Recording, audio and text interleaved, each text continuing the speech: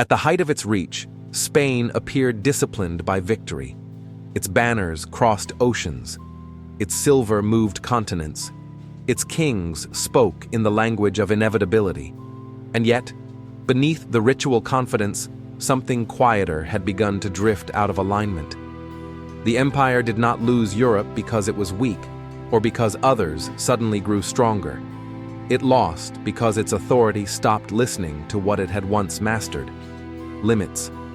Power, when it believes itself justified by destiny, begins to confuse motion with control.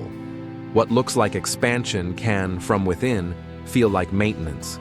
What feels like defense can slowly become obsession. Spain did not wake up one morning and abandon strategy. It replaced it with something that felt more urgent, more righteous, more necessary than calculation. Europe, in those centuries, was not a stable chessboard.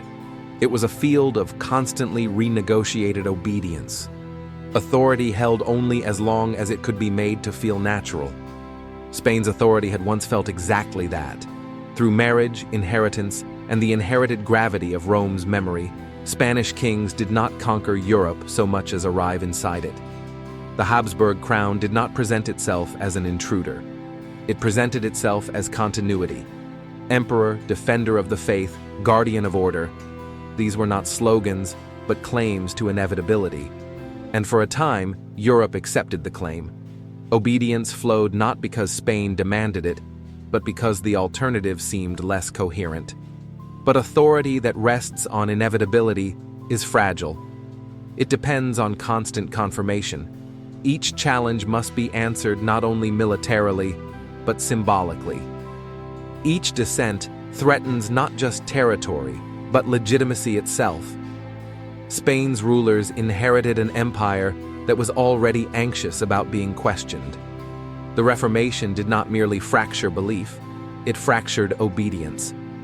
When princes defied Rome, they also defied the imperial logic that Spain had wrapped itself around. The response could not be indifferent. To tolerate fracture would be to admit that authority was conditional. And so Spain leaned forward, not to expand, but to insist.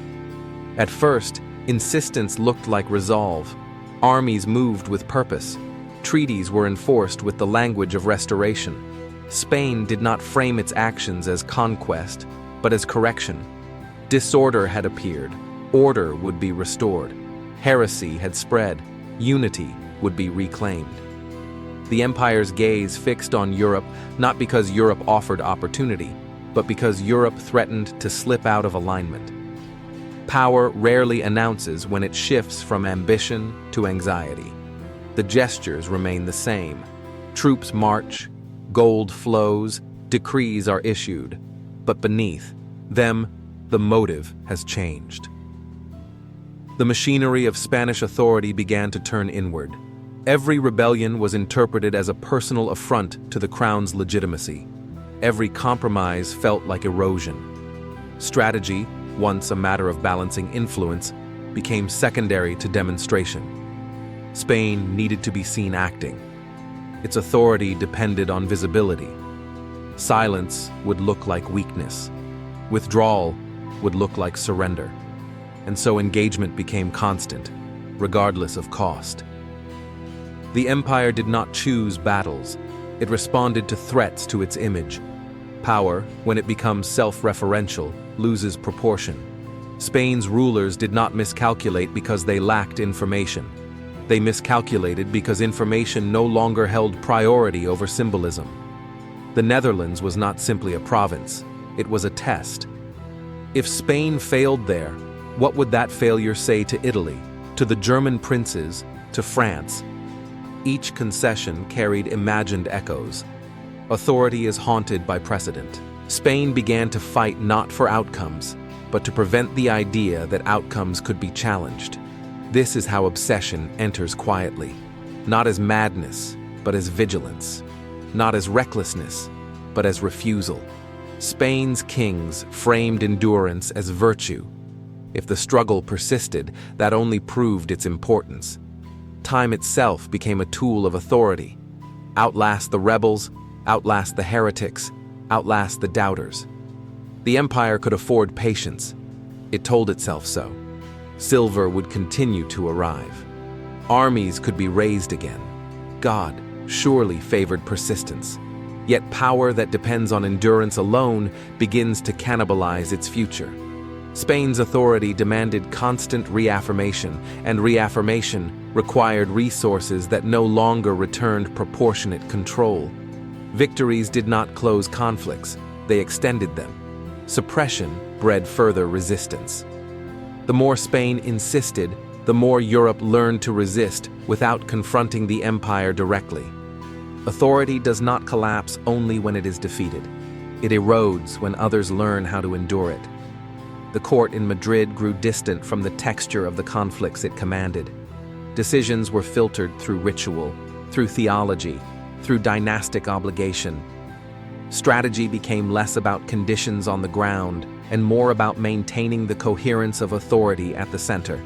Spain could not appear selective in its commitments because selectivity implied choice, and choice implied limits. An empire that claimed universal legitimacy could not admit that some fights were not worth fighting. Over time, Europe learned something Spain did not. Authority could be fragmented. Loyalty could be negotiated. Power could be balanced rather than centralized. France, England, the Dutch provinces, each absorbed Spain's pressure and translated it into new forms of resistance. They did not challenge Spanish authority head-on. They outlasted it, redirected it, exhausted it. Spain's obsession with maintaining legitimacy across Europe meant it could not concentrate, could not withdraw, could not redefine success. Every front mattered because every front reflected the crown.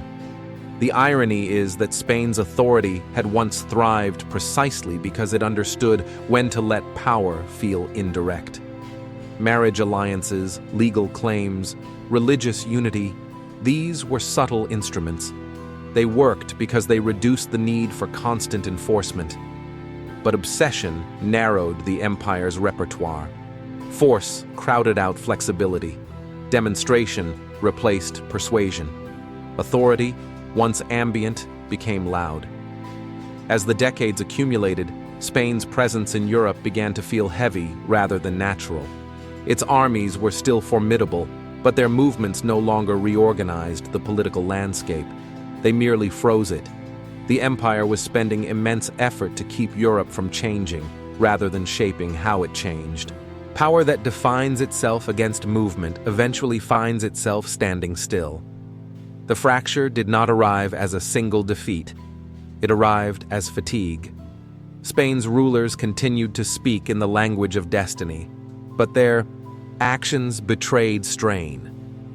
The crown was no longer choosing Europe. It was trapped by it. Each intervention felt compulsory. Each withdrawal felt humiliating. Authority had become brittle, unable to absorb loss without unraveling its own narrative. Inside the empire, confidence thinned. Silver lost its magic. Armies grew slower to assemble. Orders took longer to execute. But the deeper fracture was conceptual. Spain could no longer imagine a version of itself that did not dominate Europe.